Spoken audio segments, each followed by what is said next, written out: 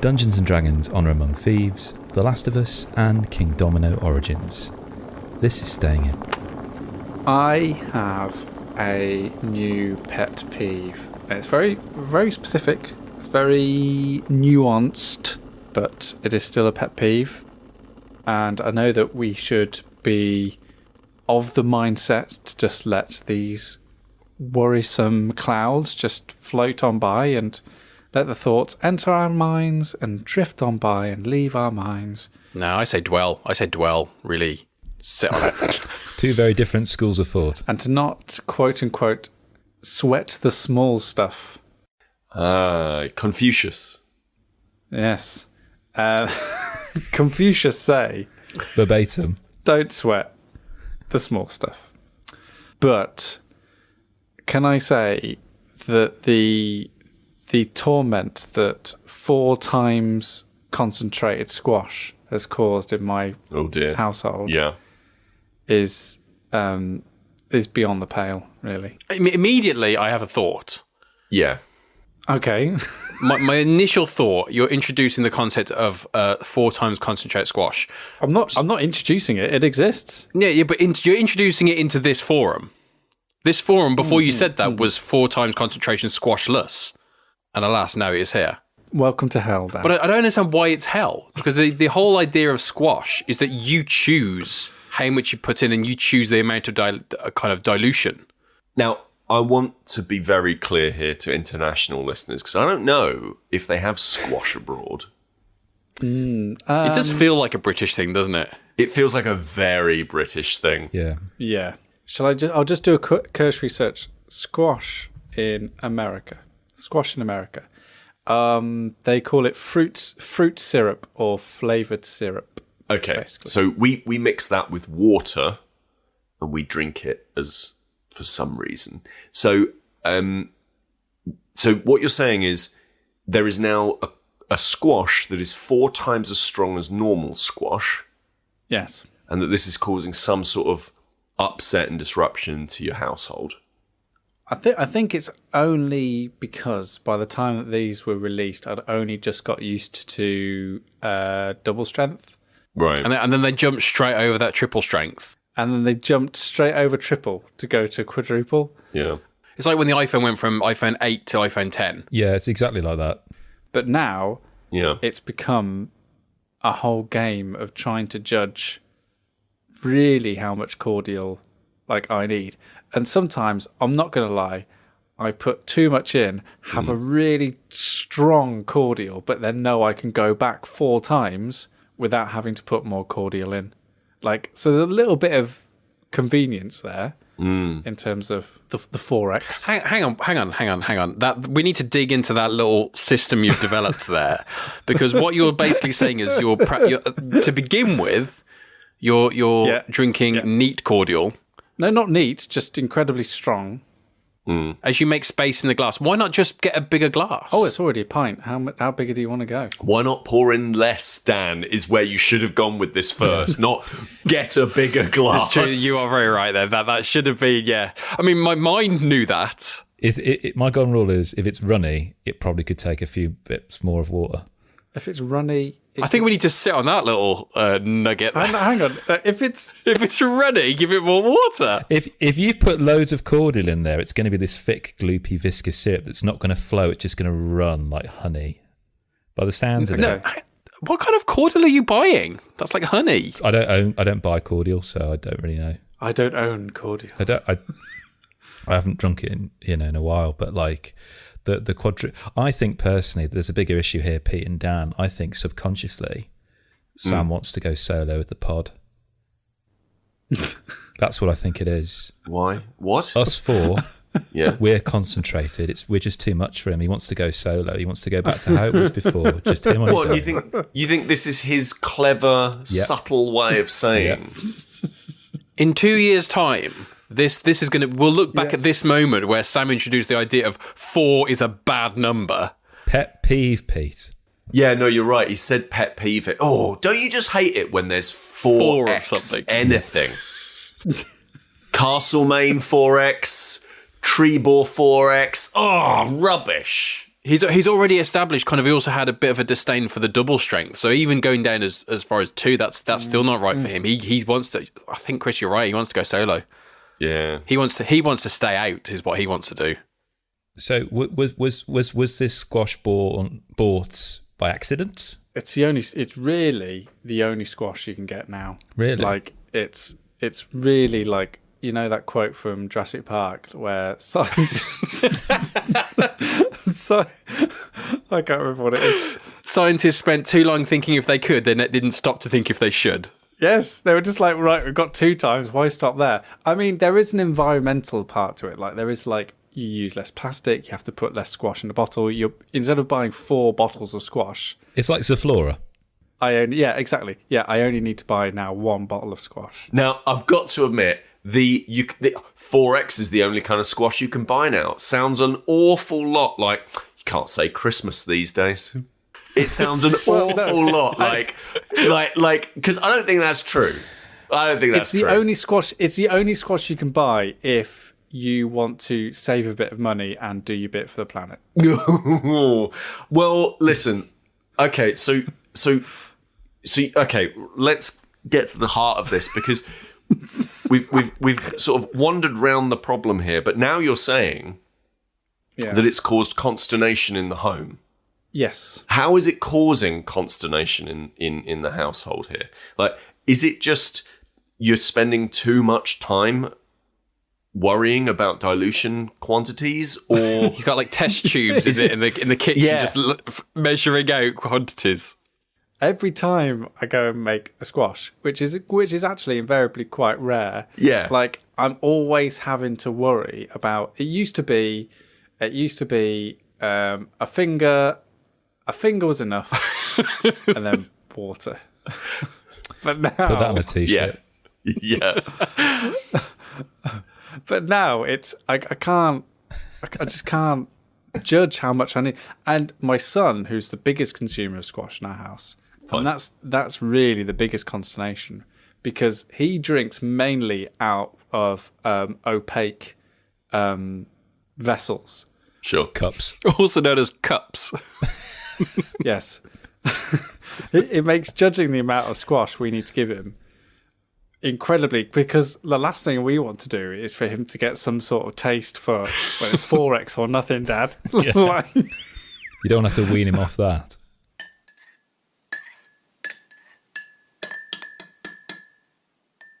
Kris, I want to go and see the new Dungeons and Dragons movie, and I hear you've seen it. Yes.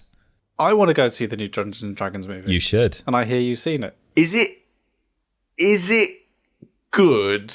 Because the last one was bad. You're talking about the one with Jeremy Irons in it from 2000. Sadly. I didn't see that, but yes, it is good. It is very, very good. Okay. Sam, I will go and see it with you, because I will happily watch that again. Happily watch that again. You. So, yes. So this is Dungeons and Dragons : Honor Among Thieves from Paramount Pictures and Entertainment One. Now, can we not... Hold on. Can we not call it Dungeons and Dragons : Honor Among Thieves? Well, the reason I put that... There is a wonderful line in this film, Pete, where a character says... and there's basically, they're trying to find a secret way into this underground dungeon, and there's this hole in the ground, basically. So, and this person says it with no irony whatsoever. He just says, "Okay, follow me into the orifice," and just jumps in. So this is, oh my word, it's a fantasy heist action comedy that's just come out this year. Yeah, and I'm not going to bury the lead. For me, what I love about this experience is this is how in my head I imagine an RPG plays out, when just all the dice rolls just work. There's that sense of tension and trepidation, and rather than it being necessarily dragged out over a long period of time when you're kind of rolling the dice and getting those outcomes occurring, that you suddenly just cut them all together and it just all plays out beautifully, and everyone has their moments. And you feel like you've got something to contribute as part of the team individually. So this is a very fun-filled film. It's not reinventing the wheel in terms of its premise. it's a ragtag bunch of people who get together and go on a quest to do something. I mean, take your pick. Princess Bride, recently Guardians of the Galaxy, and there's something about that model, that format, that I just really, really love. However, one thing I really, really do love about this that perhaps delineates it from other films that do this is that it's got a really soft core. Like, dare I say it, towards the end of this film, a tear nearly trickled down my cheek. In a Dungeons and Dragons movie. In a Dungeons and Dragons film.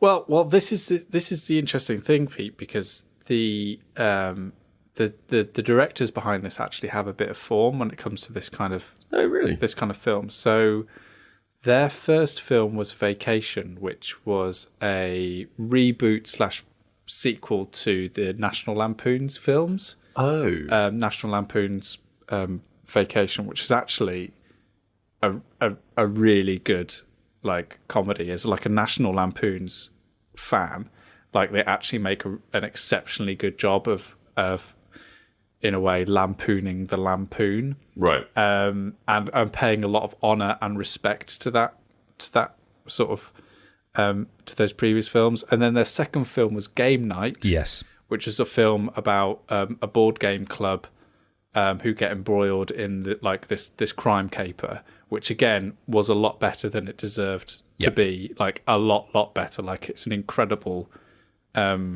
comedy.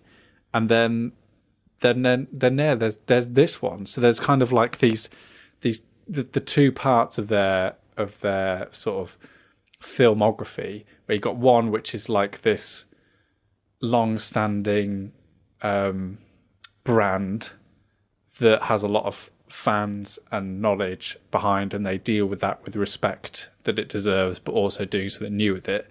And then there's almost like this board game, this understanding of what it's like to have that kind of board game society, that social part of the board game life. And it seems like it's just married up nicely with this film. Yeah, no, definitely. They also wrote Spider-Man Homecoming. Yes. Kind of like really razor sharp, quick humour. In one review, I heard it described as the best Marvel film that's been released in the last 6 or 7 years. Yeah, I think that's a really fair assessment. Yeah, genuinely. Someone like myself tangentially is connected to D&D. I've never played the game. I know of its importance, significance. I got a real kick out of this. It's set in the fictional city of Neverwinter, which I think is, correct me if I'm wrong, Pete, it's part of the Forbidden Realms. Correct. In the 60s. Yeah. Where you've got a ragtag team of thieves. They have to steal something from a corrupt leader and potentially save the world. And it's, I think, one of the reasons why, in that review you just mentioned there, Sam, it's one of the best Marvel films in recent years, is there's no setup to a bigger world outside of this. You get a sense that there is a bigger world here, but this film ends. And there's no post-credits sequence which is trying to hint at a bigger story here. No, it is just one story. And I think from what I can understand in the interview with the directors, if they were to do a sequel, it would be in a different part of D&D with perhaps different characters. Cool. Because it is a big world to mine, rather than a little bit like what the actual RPG is like. And as Sam mentioned, the directors of this film, or one of the directors, I think it's Jonathan Goldstein, he started off in Freaks and Geeks back in 2000, where he actually ran a D&D group in there because he discovered it at the age of 14, loved it, and wanted to create, a kind of a film out of it that really paid homage to that experience of running a D&D campaign and being in a D&D campaign. There are Easter eggs in there throughout. I know because the bloke behind me was just mansplaining to his family. Oh, yeah. Oh, that's really interesting because of this, and this. I was a little bit nervous that because I saw one of the trailers for it and kind of immediately wrote it off. Not because I don't like D&D, but I am interested in things like the Sword Coast, which is part of that Forgotten Realms. I'm interested in things like Planescape and Dark Sun and lots of weird different realms that happen to be in Dungeons and Dragons, and now I believe Magic the Gathering is part of the same universe. I heard the dad behind me talk about WizKids. and stuff he was talking about that. So that's all really cool. And when I saw the trailer for it, I thought, this feels to me like what 5th edition feels like. I think what 5th edition is, i.e. it's people playing 5e together, which is this kind of like slightly video gamey, over the top, you're the hero stuff. And it's not the D&D that I was particularly interested in, and I've always been particularly interested in, of that sort of grim and gritty swords and sorcery that comes from, Conan the Barbarian and Lord of the Rings and that sort of thing. But it sounds like maybe it's okay because it was fun. Yeah, there's a really interesting balance that this film strikes, because what tends to happen is when you get a genre that's popular, what tends to happen is it swings ultimately to what's the best and quickest parody we can do of that genre. Yeah. So in fantasy, the one I can think off the top of my head is like Your Highness. I think that's the one with Natalie Portman and... Yeah, I know the one. Yeah. This actually is a pastiche. So it does that difficult thing where it is laugh out loud in places, but it really does stick to its lore. The spells that are in it are spells from D&D, and like you can tell that it's being made with the same kind of love that, say, Peter Jackson had for Lord of the Rings, but it's been infused with humour, a lot of humour. I haven't had a feeling like this since something like probably Guardians of the Galaxy or The Mummy. It's what Disney has been trying to do with things like Jungle Cruise and these kinds of, like, they're trying to capture that sense of romancing the stone, these kinds of romps, these ventures. But actually, this one has done it really, really well, because it understands when it needs to be serious, and it understands when it needs to kind of poke fun at itself a little bit.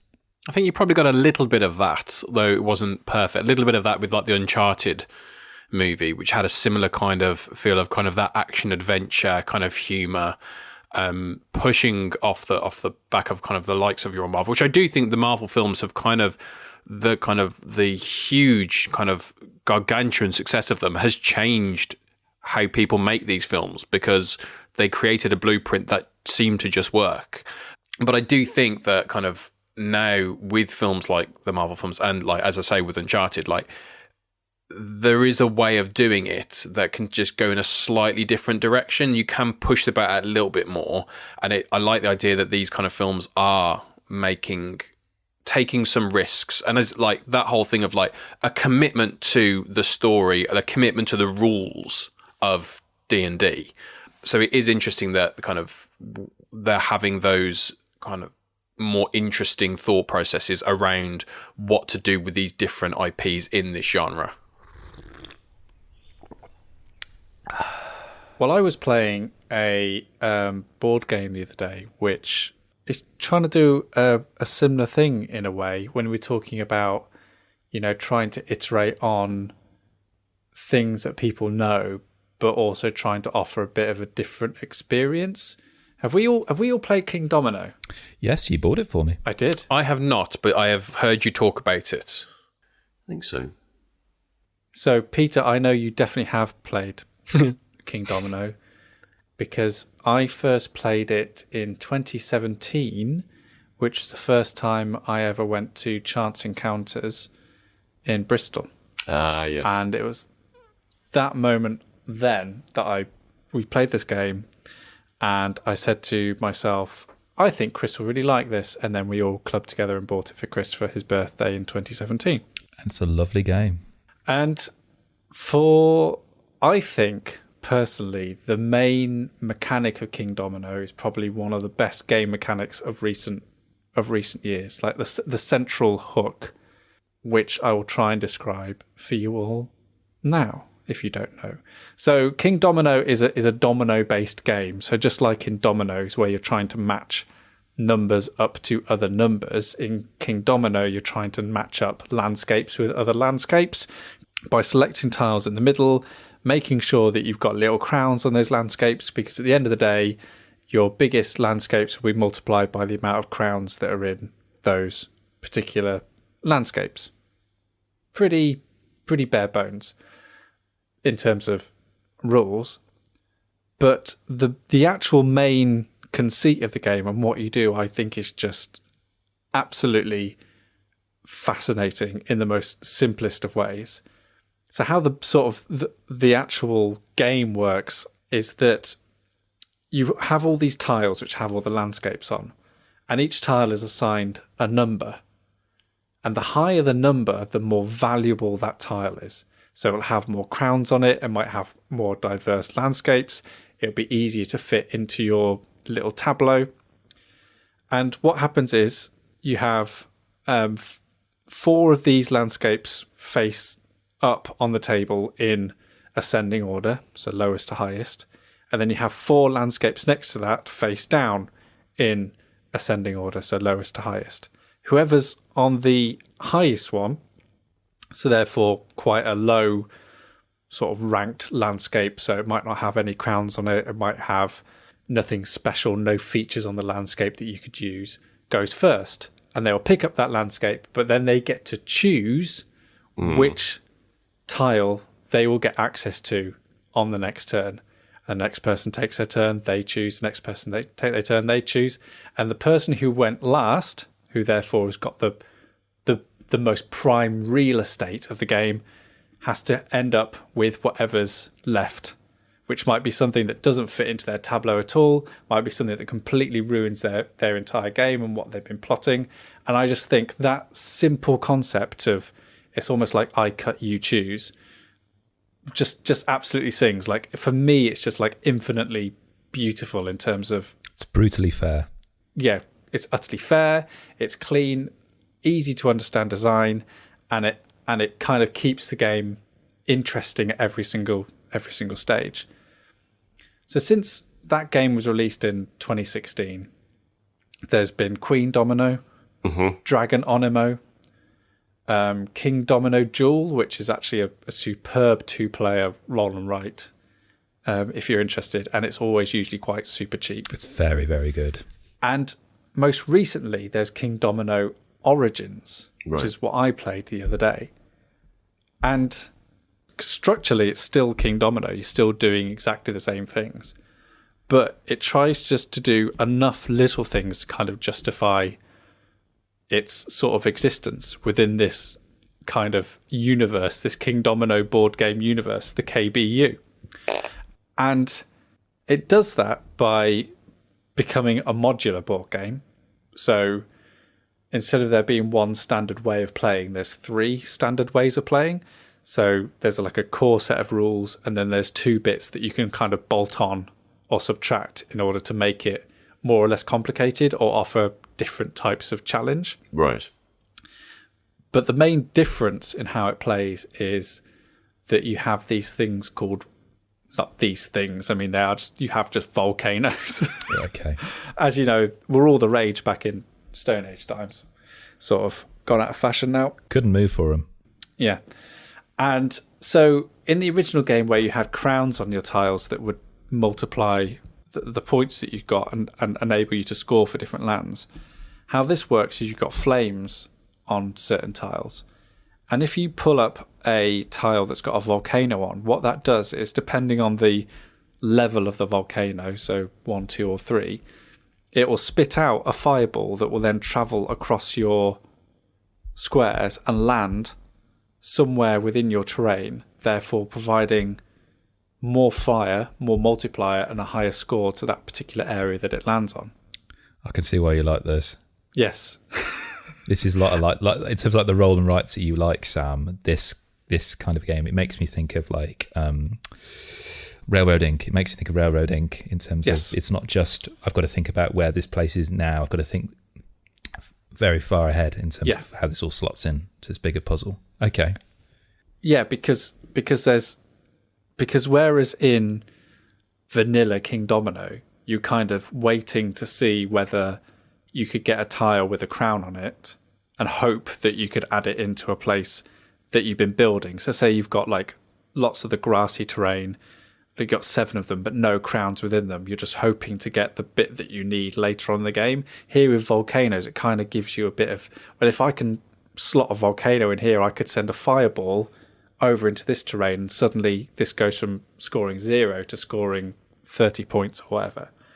And it's a nice little twist on something that has become quite familiar, that has made the game sort of breathed a sort of breath of fresh air into a game that was always fun, but now it's got this like extra little puzzle to it. And I guess at this point it belies on me to say, like, well, if I've got Kingdomino, do I need this? If you know.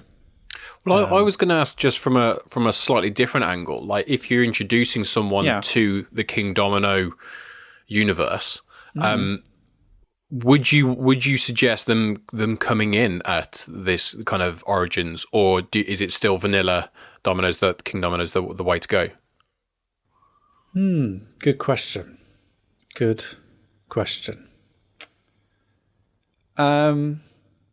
I think so. I think this could be a new way of introducing Kingdomino to people because of the flexibility that the volcanoes gives, in terms of you're getting frustrated because you've not got any crowns, or you can't score the big land that you've been building. But hey ho, here's this thing that later on down the game might mean that something decides to pop off from later on in the game. Like Kingdomino does have a cleanness, like is very kind of like, this is the game and that's it, and comes in a nice sort of svelte little box. And I think there's something neat and tidy about that in terms of when you're introducing it to someone for the first time.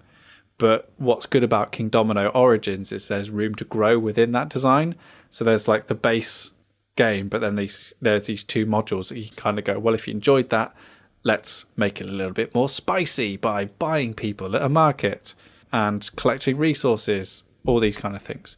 So yeah, it's very much a game which is iterative of the games that have gone before that. Of course it is, because it's a Kingdomino game, but I think it might be the best way to start if you're interested in playing these games for the first time.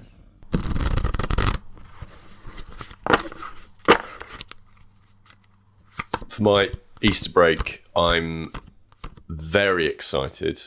You finally get to do whatever you've given up for Lent. Exactly, yep. I'll have to think what it was I gave up, but yep, I will. I'll get to do that again. So I'm going to go to a restaurant called, I think it's called the Cheese Platter. Okay. Oh, Christ. What does that sell? Sushi. That's going to be on one of the days.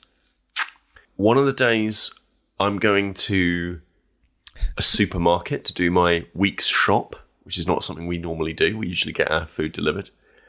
On one of the days, we're going to go to a DIY shop and pick out some paint colours. I think it's important to state that the listener at home is not seeing the excitement in Pete's eyes. I'm not sure if that excitement is fully coming through the voice, but it's definitely there in the face. I'm just. We're going to go to a drive-through McDonald's, right? Between the supermarket and the DIY shop, we're going to go to a drive-through McDonald's, and I'm going to have a strawberry milkshake. Oh, yes. Right, yeah. The best of the milkshakes. The best of the milkshakes. We'll have a roast at some point. All of this stuff, which is not... It's very... like classic bank holiday weekend stuff to do, right? Like, yeah. And one of the things that I'm going to be doing is I'm going to go for a nice long walk with Alex. Well, you're going to need it after you've been to this cheese platter, because I'm looking at the menu now, and can I just say, and this is not to be reductive about it, but I kind of am. But it's kind of the menu where they've gone, right, what's our big deal? Right, it's cheese. What we're going to cook? I don't know, but whatever we cook, just add cheese to it. Anyway, your walk. Your cheesy walk. Your cheesy milkshake walk. So I'll probably try to put the walk in between before or after the restaurant. And I've actually found a newfound enjoyment from walks, even if it's just okay, good, well done. Even if it's just nipping down the shops, right? So I hate to surprise you. I'm criminally lazy. When I was younger, I managed to be rake thin, but that was simply because my metabolism was going 1,000 miles an hour. Been there. Now I'm like, like I've seen a couple of pictures recently of me where I'm like, in fact, there's some up on our Instagram where I have a fat neck, and I was basically like, great. So I want to get a little bit more exercise in, and really that needs to start with walking, because basically, like, I really haven't done much, much in the way of exercise. And of course, the way that I've done this is, last time I was probably at my fittest is when we all decided that we would do the cycle thing, the cycle challenge. Round the Houses challenge. Yeah. Round the Houses sure. challenge. We gamified it. The time before that I was mucking around with the Wii exercise games, right? So I was playing around with Ring Fit Challenge. So Ring Fit. Oh, yeah. Great game. I found that gamifying this stuff is usually the way to keep me finding some sort of objective is the way for me to do exercise. So when I used to do martial arts, it was... What's the objective? There's a ranking system. Gotta beat him up. Get to the top. yeah, beat up the nerds. But like, and that would... I've realised that, playing football, like, I don't want any of that stuff. So anyway, walking, I've been doing this sort of stuff. And I've been getting into a video game recently called Pikmin Bloom. Oh, is that from the people who did Pokemon Go? It is from the same people what did that. And also, for some reason, from the same people what did I think it's NBA Live or NBA Around. Basically, like, it's a game where you like wander around and find like NBA stars. It's really odd. It's also the team that's going to be bringing us, and one of the reasons I'm kind of looking at this stuff now is because I'm interested in seeing what they do with. They're doing Niantic is doing a Catan version of this, which is going to be like Pokemon Go. No idea what that's going to look like, but anyway, so they've done all of those sorts of things. I've never really given a toss about the Pikmin franchise before, which is like a fairly lightweight real-time strategy game that kind of saw its life on GameCube and only recently has had a third version, I think, on the Switch. Yeah. But the actual aesthetic of it has always kind of appealed, right? So the idea is that you've got these little weird, colourful, I think alien little creatures, and they are also plants. And in Pikmin Bloom, they are born out of these little seeds that come in these little pots. And the way that you sort of grow them is you walk. And then for as many steps as you do, that counts towards the number of steps you need to grow this Pikmin. And then it's ready to be born. And so you pluck it out of its little pot, and then they follow you around the world. So when you go for a walk, they come with you, and they're finding little fruits for you. And when you give them the fruits, they grow things out of their head, and then they're little flowers. And then when you tap on them, the flowers fall off of their head, and they fall into a little pot. And then you have a load of petals that you spread around as you walk. So now, when you next go for a walk, you put your little flower planting mode on, and suddenly you're putting flowers into the world. And it's all using this map data. So I'm walking around, where I live, and in the map for this, I can see where other people are also playing Pikmin Bloom. So it's not just your house you're walking around. So it's not just my house that I'm walking around, though I must admit that has previously been most of the stuff.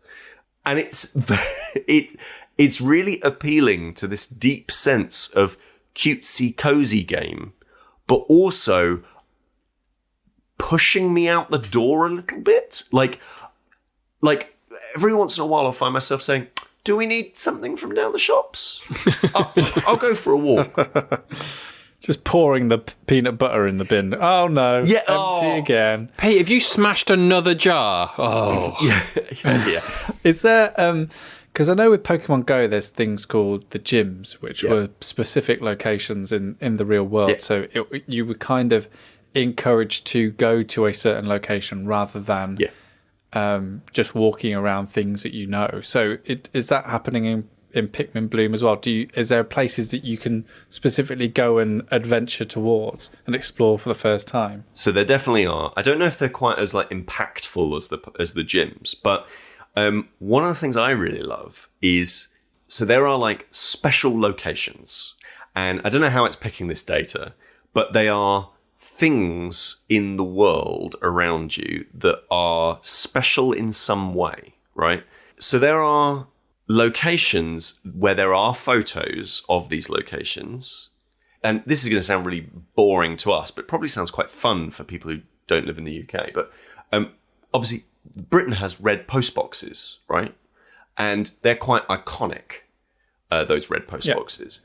And there's a GR, so that would be what, George Regina? So that would be like turn of the 20th century, maybe earlier than that, I want to say. Yeah, in fact, it would have been turn of the 20th century. Well, it wouldn't be George Regina, it'd be George Rex. George Rex. Go on. Sorry, everyone. I'll be headed to the chopping block at some point.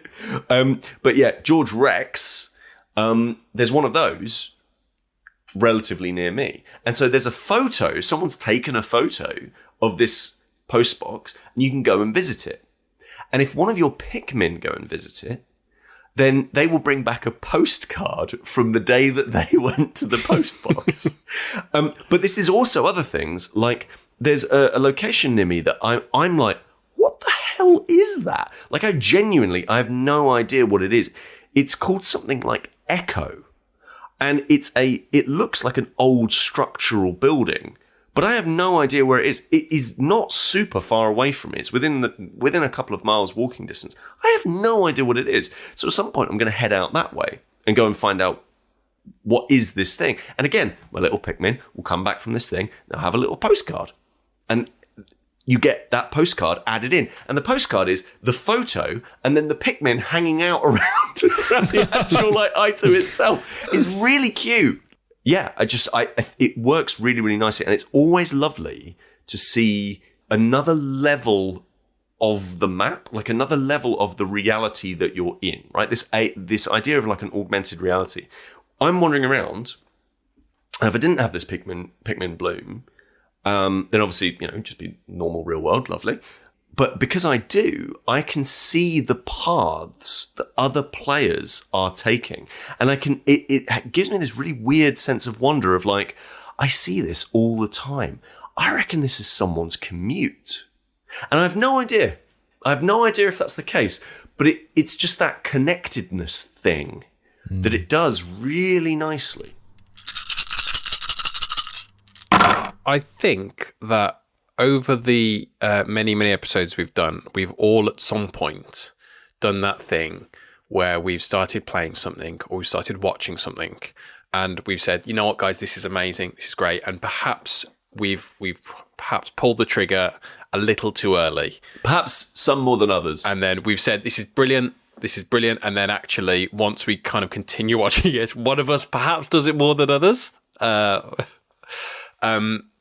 I think we've all done that. And so there is a program I've been watching, which although I was confident I would enjoy, I was confident it was going to be good, I've held off mentioning it until I've finished it, just so I can be sure. He's not even mentioned it, everyone. Yeah, just exactly. Kept it to himself. Yeah. And it's a show that you will all be aware of. Don't know if you've all watched it. And that show is The Last of Us. Okay. Yep. Okay. Great. Because The Last of Us is probably my favourite game of all time. Pete, I know it's not one of yours. It's just not your bag, and that's okay. I still love you. It's all right. But it is probably my favourite game of all time. And when they announced it a good long while ago, there was a sense of like, you know what? Yeah, if you're going to turn a video game into a TV show, Last of Us is a pretty good place to go. Agreed. And then when you heard the kind of, they were very much involved. So Neil Druckmann is one of the showrunners of that. What I would say about the show, because I'm not going to go into it in great detail, mainly because the show follows the game. So if you've played the game, you know what's going to happen. Pardon?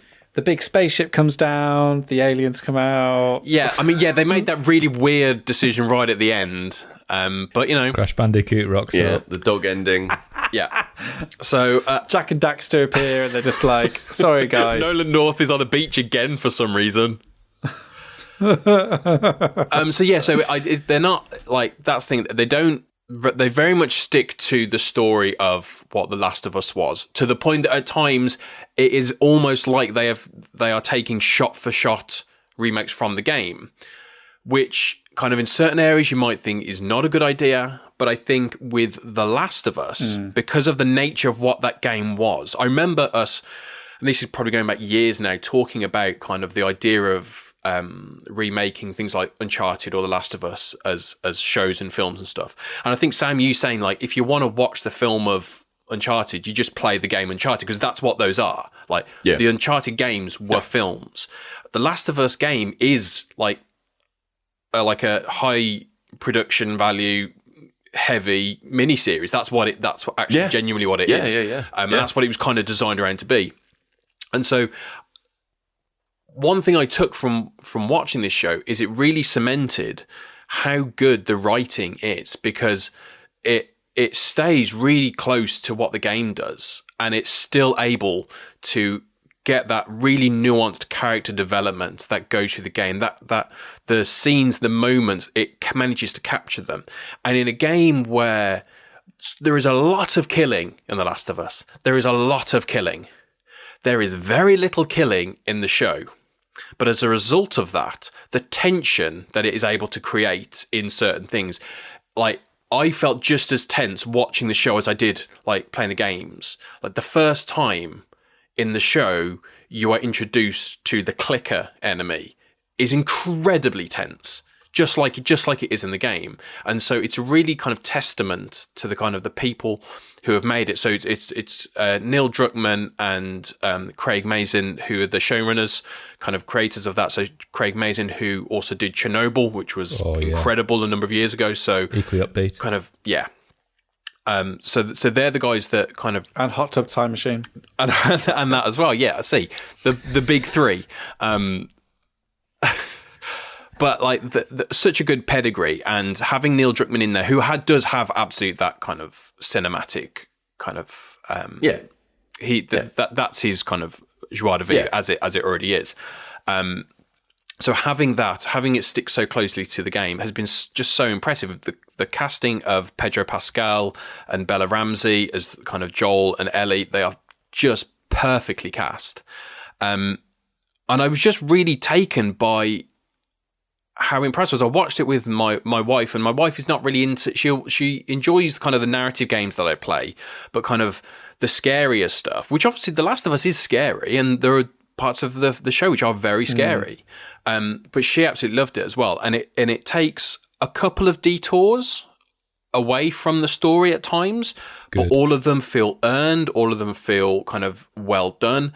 It had, like, there are certain kind of big cultural TV shows. I'm thinking of something like Game of Thrones, where you have something where an episode comes out and kind of the internet is abuzz because something important has happened in that episode. Not so much an event, but kind of like that episode is important culturally for that. So with Game of Thrones, you think something like the Red Wedding was like a huge thing that happened. Yeah. And there is an episode of The Last of Us, and I'm not going to discuss anything about it. There is an episode of The Last of Us that had that same thing where everyone was talking about it, and people were saying, "Have you seen this? Have you seen this?" And it was kind of absolutely stunning. And as a show, from beginning to end, it has just, like, I have just loved it. And obviously this comes from the game as well. And it was a really weird experience for me knowing the game. And then as I watch it, knowing how closely it was how true it was staying to the game. So I knew what was going to happen. And kind of those tension bits, kind of, my wife doesn't like it when it gets really tense. She doesn't like that feeling. So I was able to say to her, like, this is what's going to happen. And so she got to enjoy it more because she was like, okay, even though it might be something bad was going to happen, she like, if I know that's coming, in the same way that like me and you, Pete, talk about horror movies, if I know what's coming, I can enjoy it then because I don't have to worry about it. You were the guy sat behind Kris in the Dungeons and Dragons movie going, well, I think what you'll find is this is a very clever reference to the bit where... It was me. I've got a question for you because I'll keep it positive. Sounds great. You said it follows the game. Mm-hmm. Does it follow part one or does it follow both of the parts? It's all of part one. Right. Okay. So there's another series in it then. It's incredibly almost one for one. So there's 10 chapters in part one, 11 if you include Left Behind, and there were 9 episodes of the season, which includes Left Behind. So they get rid of a couple of the filler chapters, should I say. Yeah. But, you know, where you are chronologically in the game follows on pretty much episode by episode. Like each episode represents a chapter of the game from beginning to end, which is quite a testament, I think, to the general pacing of what The Last of Us is. I mean, speculation of what they'll do has been commissioned for a second season. They didn't know they were going to get a second season until this was released, but I'm suspecting that they'll split part 2 into 2 more seasons because that pretty much is, I think there's so much more story to tell.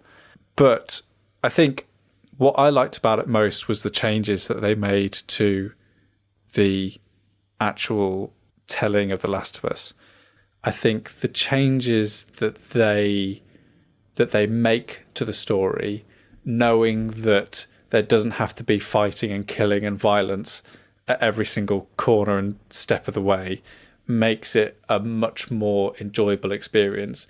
So much so that people have come up to me and gone, oh, this sounds really good. Should I play the game first? And I've gone, nah, don't play the game. Just watch this. Like, what's the point? Like, this is a now kind of superior product in terms of if you want to be familiar with the story. And like even stuff they've done in terms of like changing how the cordyceps works and how the cordyceps spreads was a really interesting part of the mythology that they've kind of actually built on and grown. It's a pretty good show. Well done, Craig Mazin. He is amazing. Good work, Sam. It's good. Yeah, I think the kind of the points you mentioned there, like within the first 5 minutes of it starting, I feel like I had a better understanding of the cordyceps virus than playing kind of that first game, and that kind of immediately kind of your brain goes off in a different direction. Then, like I'm someone who, because as I say, it's my favorite game. I played the first one. I bought the remastered version. I played that.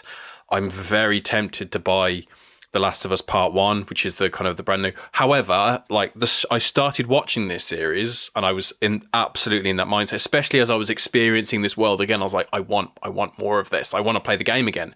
By the time I got to the end of it, I kind of feel like I've had that experience. It's taken me through. It's given me the highs. It's given me the lows. It's done all of this. And in the same way that it expands on the cordyceps, just the world is expanded. With the game, you are in, for 90% of the game, you are in Joel's shoes and you walk Joel's path. Whereas this, yes, you follow Joel and Ellie for the majority of the time, but there are times where the camera pans away and it follows someone else, and you get a bit more conversation around the Fireflies. You have a bit more understanding of who they are. You have a bit more understanding of Tommy, like Joel's brother, and his group and what they're going through. And there are new groups introduced who, because Fedra, kind of the military presence in the game, doesn't really exist to the same level in the show. That's kind of largely been cut. So there are certain people who kind of are brought in to represent that in different ways. It seems strange that you would need, after having however many hours playing the game, that you benefit for having more time with these characters to just sit and enjoy that world. You need that in the TV show, don't you? Because when you're playing a video game, you're going, I'm Joel, I've got to take this person to this person to complete the game. And like, that's your motivation and you know it. However, in a TV show, you've got to do some of that in order to justify the motivation for someone to do it. Like, they do go through great pains to show how much Joel doesn't want to do this and doesn't want to be part of it. However, in a video game, you just do it because that's what the game is all about. Because you paid 50 quid for it. Yeah. And I think there's something interesting there because obviously when you're playing a game, particularly for story-heavy filmic games such as The Last of Us and a lot of Naughty Dog's catalogue, there is a kind of more or less an even mix between the ergodic elements, the mechanics, and the non-ergodic elements, so story. And to see the ergodic stripped away, where your level of interaction is watching and pressing play, is very interesting, because I'm not just playing it thinking, as Joel, thinking, well, yes, I've got to get this person from A to B, but I've only got 6 bullets. And I'm also looking around in terms of, you know how I play, Sam, Pete, Dan. A lot of my playing happens very slowly. And I'm kind of in two minds as whether I want to see this series or not, really. I would be more interested if it was set in the world of The Last of Us, like a different story, say, that may dovetail with this one from the game. Because unless it's doing something completely bonkers with it, it feels like a very beautiful, almost akin to Gus Van Sant's Psycho to a degree. And obviously I've not seen this series, but that was my kind of worry about it being, well, as you say, Dan, lots of the shots are repeated. I'm not trying to say one medium's better than the other. That's not the point here, really. It's just that in terms of what it adds, I'm kind of struggling, really. And my big worry, kind of, I suppose maybe Pete preempting a question you were making about part 2, what I worry about is they do part 2, that they feel this pressure to do like a revisionist version of it, because The Last of Us Part 2 was quite a polarizing, quite controversial game. And I can imagine a lot of people thinking, oh yeah, do part 2, but do it the way it should have been done, please. And this, that's what I feel. I mean, yeah, that's going to be a difficult one, because I think the creative team behind it will have to pick through the noise to find the signal over what people actually didn't like about the second one versus what mouth breathers didn't like about the second one. The second one's tricky, because part of the second one's sort of shtick is about like violence begetting violence, and about bearing a grudge and the ridiculousness of that. However, as Dan was saying, like, that's almost been stripped out of this TV series. And though there is violence, like, they go through great pains to justify it when it needs to, and it's a matter of survival. Unlike the video games, where almost feels like a matter of gratuity, and it's a matter of mechanics. Like when Ellie stabs and garrots a guy, and it's almost kind of like, well, you didn't need to do, you could just, whatever, just tie him up, knock him out, whatever. That's going to be the interesting part of where they land thematically with the second one, like, because they've not actually built up those themes in the first one, and I don't think there's going to be this sudden change to full on violence. No, in the second one. It'd be like watching like back-to-back later Shakespeare, and then be like, right, Titus Andronicus, let's have that. let's have a crack on that. And it's like, watching some the historical plays. Yeah, exactly. And then there's just, let's bake him in a pie and eat him. So as we record this, there's a beautiful full moon shining down upon us. Consequently, in the week where NASA announced the new crew who are going to be stepping upon the moon, or at least going to the moon for the first time in like not the new video game. What new video game? The Crew, the video game, The Crew. Right, okay, The Crew is a 4-year-old video game at this point, Dan. It's still a valid joke that I made. It's really not. You've done very badly there, Dan. Considering there's already a Crew 2. Yeah, as I said it, I knew The Crew 2 existed, so I thought this is a flaw in my plan. Also, there's literally a game called To the Moon. Like, you could have gone with that. Yeah, I know. It's actually reminded me of that great survey. That great survey? That great survey. Yeah, no, it's an incredible survey where they asked people if it was guaranteed that you could go to the moon and come back and your safety was 100% guaranteed, would you go? And I'm going to get it up now because it's the best survey. For me, the best thing about it is there was a follow-up question. So it was, your safety would be guaranteed, right? 100%. So the hypothetical situation is, you're definitely coming back. You're going there, doing a thing, coming back. Guaranteed. And some people said no. And there's a follow-up question as to why they said no. That's the one. Yeah. That's where the gold lies. So here we go. The 10 reasons why Britons wouldn't want to go to the moon, even if their safe return were guaranteed. Oh, of course it was us. So...